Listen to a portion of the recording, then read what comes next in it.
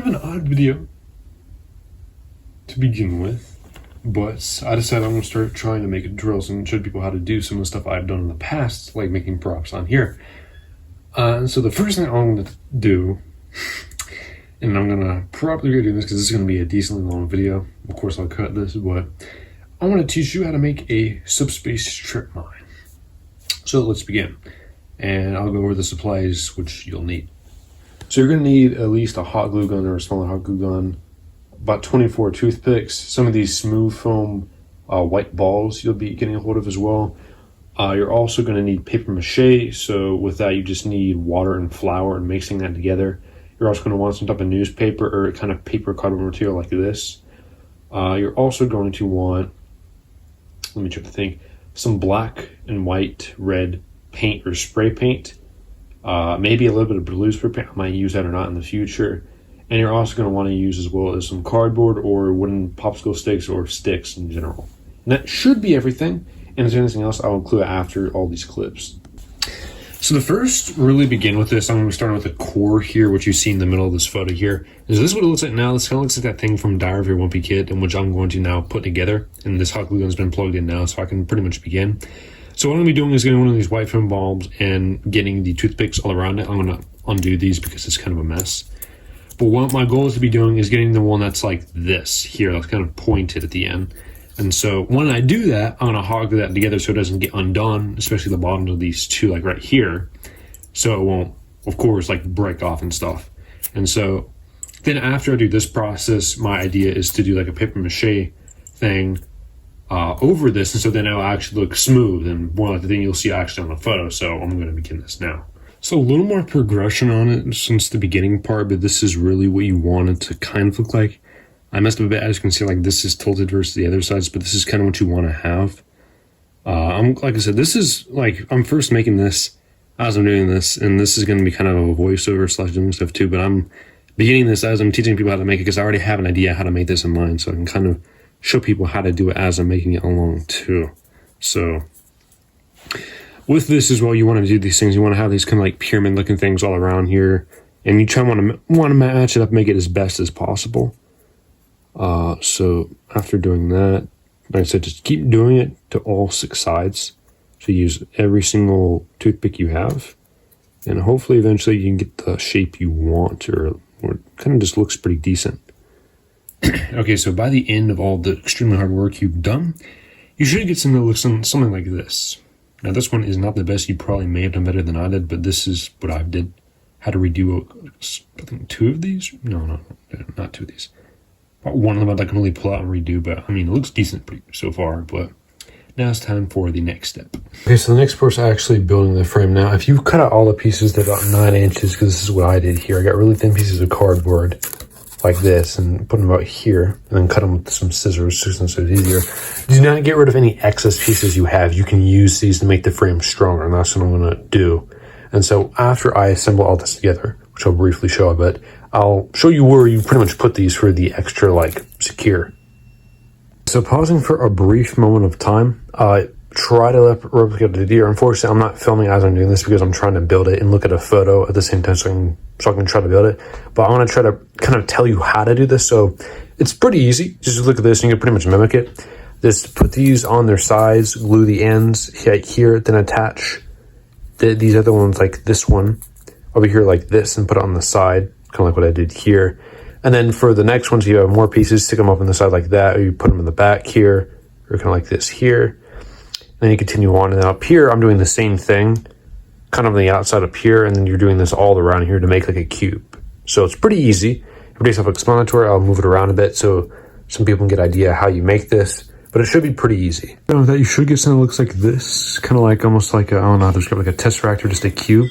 Make sure to secure these corner frames so they don't break off. But now I'm going to move on to the next part, which is going to be using these to reinforce some of these parts. So I'm going to begin now. Hopefully people were able to see what I was doing here.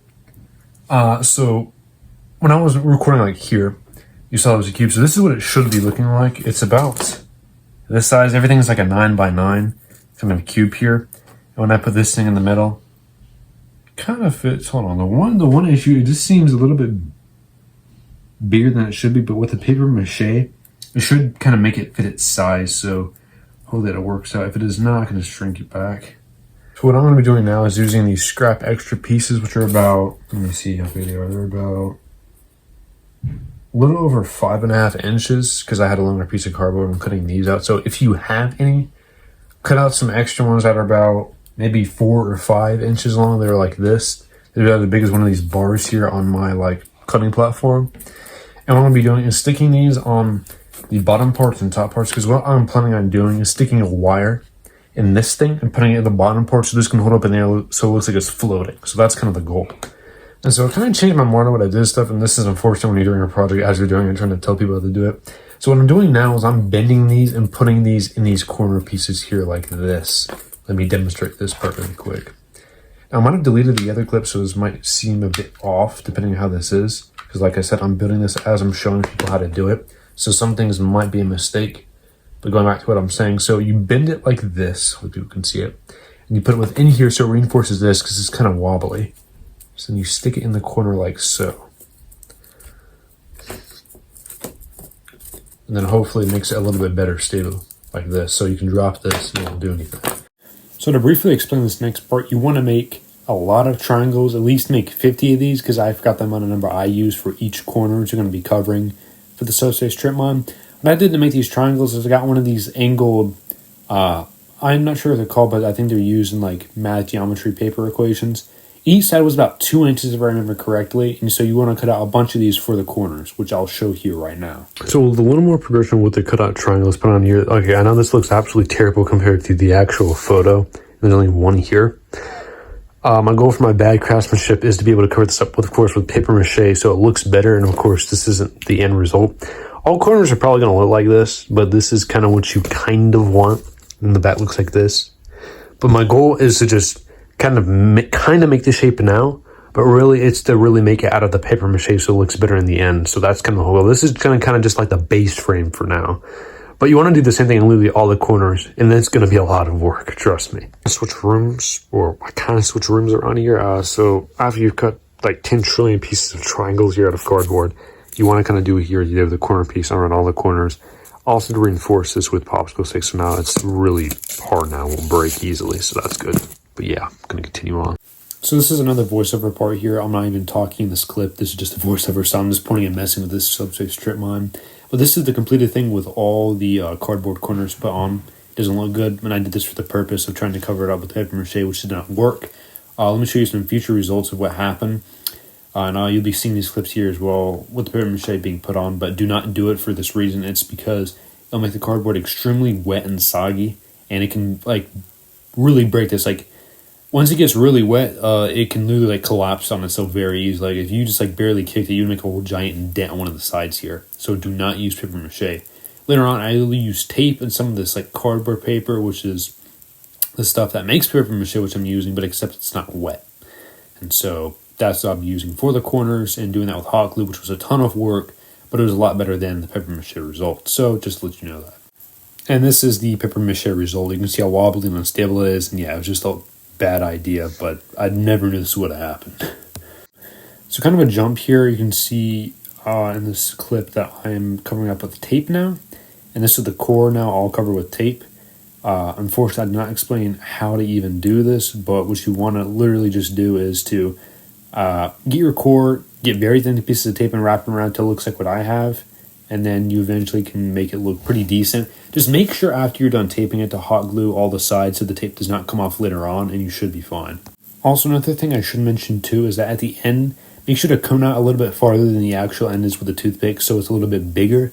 So when you put it in the actual like box mine, it looks like it will actually fit instead of just being a really small core, like I said in the beginning.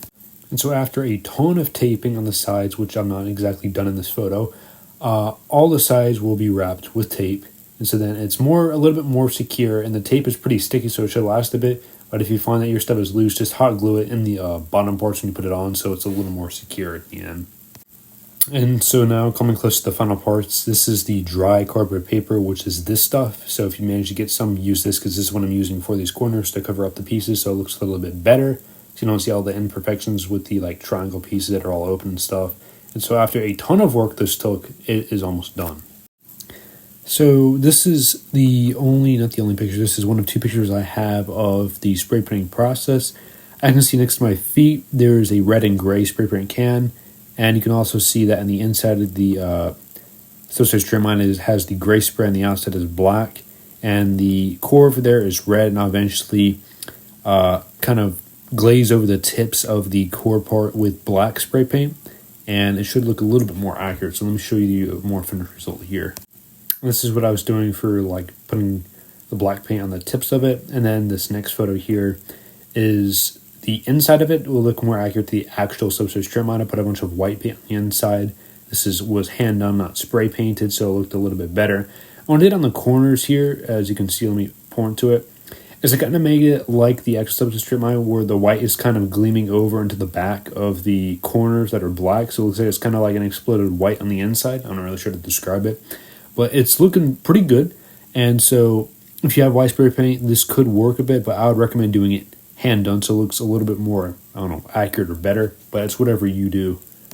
And coming to the legitimate final parts here, what I have here is some needles. You want a needle about the size which I have in my hand, which I can't really see how big it is, but I got it from this package here.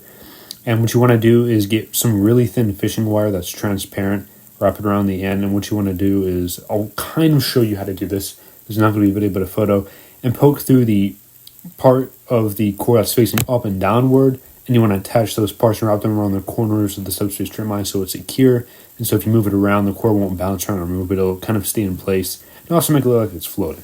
And so as this video comes to a close, and thank you for watching, hopefully you're able to use this video to make your own subspace tripmine if you're actually going to make one. But I was really happy in how this turned out, and so yeah, thank you for watching, and do not touch it when